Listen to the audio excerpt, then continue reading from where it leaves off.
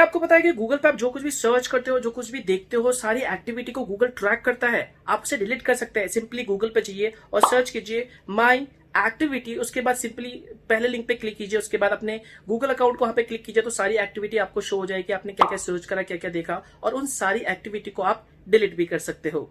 राजस्थान के अजमेर में एक नया नियम लागू हुआ है। वहां के कलेक्टर साहब ने कहा है कि अगर गरीबों को खाना देते वक्त कोई सेल्फी खींचेगा या फोटो अपलोड करेगा तो उसको 188 पेनल कोड का सामना करना पड़ेगा। इसमें जेल भी हो सकती है। और ऐसा इसलिए क्योंकि लोग फोटो खिंचाकर दोस्तों सोशल मीडिया पे सिंपैथी गेन कर रहे हैं। गरीबों को खाना खिलाने में वो दान की भावना कम रखते हैं और खुद को सोशल मीडिया पे हाईलाइट करने का भावना ज्यादा करते हैं। साथ ही साथ एक और मशवरा है कि लोग खाना बांटते समय बहुत ज्यादा क्लोज हो रहे हैं लोगों के साथ फोटो खिंचाने के लिए। खाना बांटिए पर बहुत क्लोज मत होइए और फोटो खींचना बंद। गाइस, अगर आप राजस्थान की राजधानी जयपुर गए हैं तो आप लोगों ने हवा महल तो जरूर देखा होगा, लेकिन हवा महल के बारे में एक फैक्ट शायद आप नहीं जानते।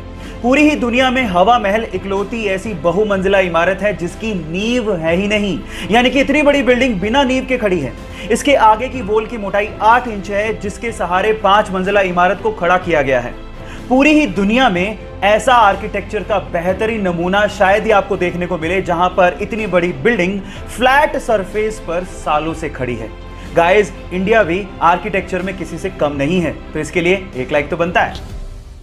व्हाट्सएप में किसी के भी स्टेटस को कैसे देखे बिना उसे पता चले। वेल, आप चाहते हो कई बार कि हम किसी के स्टेटस को देखें, लेकिन उन्हें पता नहीं चला कि हमने उनका स्टेटस देखा है। वेल, बहुत ही आसान है। इसके लिए सिंपली आपको व्हाट्सएप के सेटिंग्स में जाना है। यहाँ पर आपको एक ऑप्शन मिलेगा अकाउंट का, तो आपको अकाउंट पे क्लिक करना है। उसके बाद यहाँ पर आपको एक ऑप्शन मिलेगा प्राइवेसी का, तो उस पर आपको क्लिक करना है। प्राइवेसी पे क्लिक करने के बाद यहाँ पर आपको रीड एंड रिसिप्ट का ऑप्शन मिलेगा, तो सिंपली ये ऑन होगा आपके में, तो इसे ऑफ कर देना। इससे क्या होगा कि कोई भी किसी के भी स्टेटस को आप देखोगे तो उसे पता नहीं चल पाएगा कि आपने उसका स्टेटस देखा है। लेकिन साथ में इसके ये भी परिणाम होंगे कि अगर आपका कोई स्टेटस देखेगा तो आपको भी नहीं पता चल पाएगा कि आपका जो स्टेटस है वो किस किसने देखा। तो जब भी आपको पता करना है कि आपका स्टेटस किस किसने देखा, तो आप सिंपली इस फीचर को यहां से ऑन कर सकते हैं।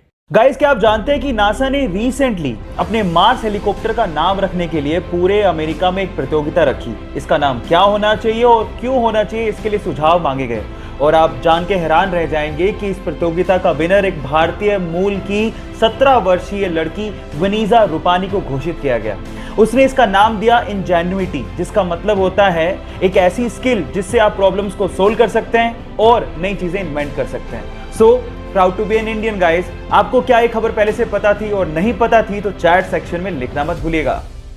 आपको पता है कि जापान में 90% जो स्मार्टफोन है वो वाटरप्रूफ है। लोग वाटरप्रूफ फोन खरीदना ही पसंद करते हैं। दोस्तों, इसके पीछे रीजन है, जितने भी दोस्तों जापानी लोग हैं, जापान में रहने वाले लोग हैं, वो सभी लोग दोस्तों यहाँ पर शावर करते वक्त, नहाते वक्त यहाँ पर फोन का इस्तेमाल करना पसंद करते हैं। तो यहाँ पर अगर फोन का इस्तेमाल, अगर आप पानी यूज कर रहे हो, नहाते वक्त इस्तेमाल करोगे तो ऑफकोर्स यार फोन में पानी चला जाएगा, तो कहीं फोन खराब ना हो जाए।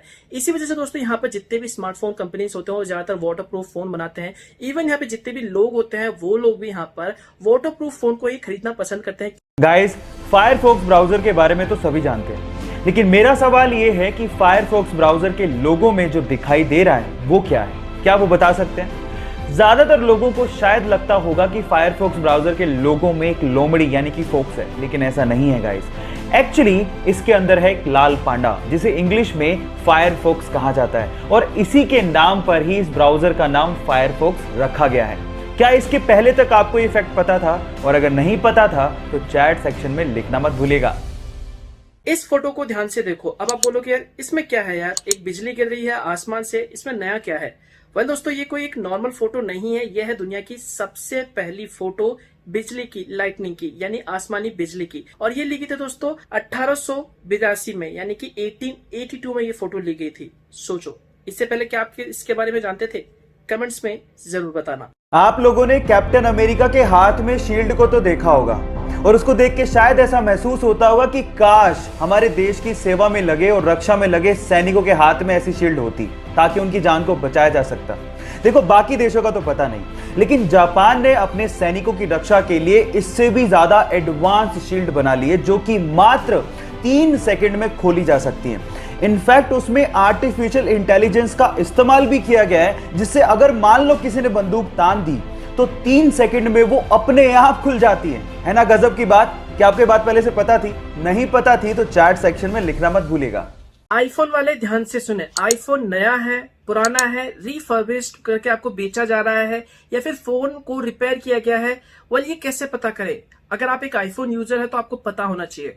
बहुत ही आसान है। सिंपली यहाँ पर आपको सबसे पहले मोबाइल के सेटिंग्स में जाना है, फिर इसके बाद आपको जनरल पे क्लिक करना है, उसके बाद यहाँ पर आपको अबाउट सेक्शन पे जाना है। यहाँ पर आपको एक मॉडल नंबर मिलेगा, तो उस नंबर में चेक करना जो सबसे पहला यहाँ पर अल्फाबेट है या फिर कह लो सबसे पहला जो कैरेक्टर है वो चेक करना कि क्या है वो। अगर ये जो कैरेक्टर ये M है तो इसका मतलब है कि जो डिवाइस है वो ब्रांड न्यू है। अगर ये जो कैरेक्टर सबसे पहला कैरेक्टर F है तो इसका मतलब है कि ये जो डिवाइस है वो रिफर्बिश्ड है, जिसका मतलब ये है कि आपको जो पुराना डिवाइस है वो नया करके बेचा जा रहा है यहाँ पर। अगर ये N है तो इसका मतलब है कि जो डिवाइस है वो रिप्लेसमेंट किया गया है यहाँ पर, यानी कि जो ओरिजिनल डिवाइस है उसमें कोई फॉल्ट आने के कारण जो डिवाइस है वो दोबारा से रिप्लेस किया गया है यहाँ पर कंपनी द्वारा। अगर ये जो कैरेक्टर अगर ये P है तो इसका मतलब कि जो डिवाइस है वो पर्सनलाइज्ड डिवाइस है। तो इस तरह से आप पता लगा सकते हैं। लखनऊ में 6 करोड़ की शराब बिकी है। जी हाँ, ये बम्पर सेल है।